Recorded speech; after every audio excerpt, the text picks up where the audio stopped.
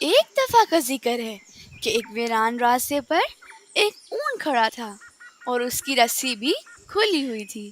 اسی راستے سے ایک چوہے کا گزر ہوا۔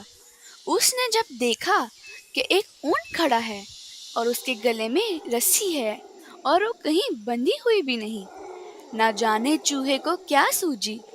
چوہا بڑے فخر سے آگے بڑھا اور اونٹ کی رسی اٹھا لی۔ اب منظر کچھ ایسا تھا کہ چوہا اپنے منہ میں رسی تھامے آگے آگے اور اونٹ چوہے کے پیچھے پیچھے۔ چوہے کی چال ڈھال میں بڑا تکبر تھا۔ چوہا دل ہی دل میں اپنے اس کارنامے پر بہت خوش تھا کہ اتنے لمبے اور بڑے جانور کو میں اپنے پیچھے پیچھے گھما رہا ہوں۔ ہاں ہاں ہاں ہاں، دیکھا، اتنے لمبے اور بڑے جانور کو میں اپنے پیچھے پیچھے گھما رہا ہوں۔ اونٹ سمجھ گیا۔ چھوٹے سے جانور، تو کس قدر خوش فہمی کا شکار ہے، بس تھوڑی دیر صبر تو کر۔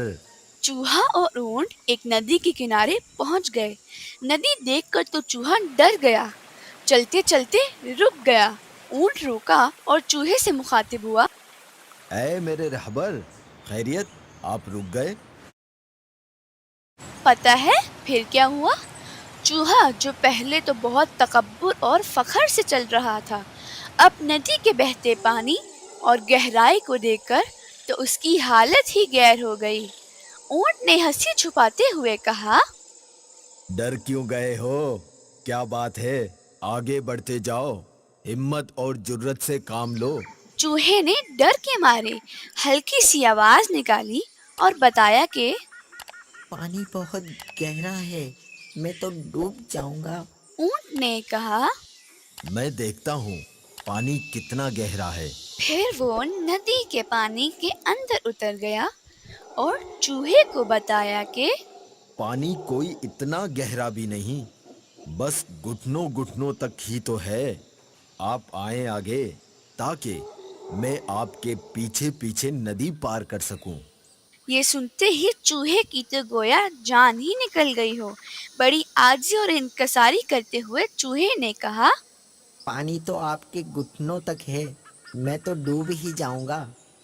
چوہا سمجھ چکا تھا کہ وہ جس بات پر غرور و تکبر کر رہا تھا یا وہ جس خوش فہمی میں تھا وہ درست نہ تھی۔ کسی کو حقیر نہیں سمجھنا چاہیے۔ چوہا اپنے کیے پر بہت شرمندہ تھا۔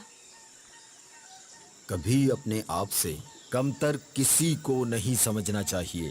ہر چیز کی اپنی اہمیت ہوتی ہے۔ آؤ میری پیٹھ پر بیٹھ جاؤ۔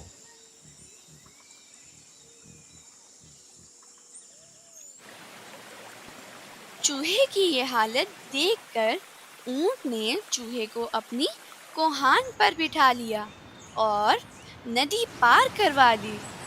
پیارے مدنی منوں، دیکھا، جو دوسروں کو حقیر سمجھتے ہیں انہیں شرمندگی کا سامنا کرنا پڑتا ہے۔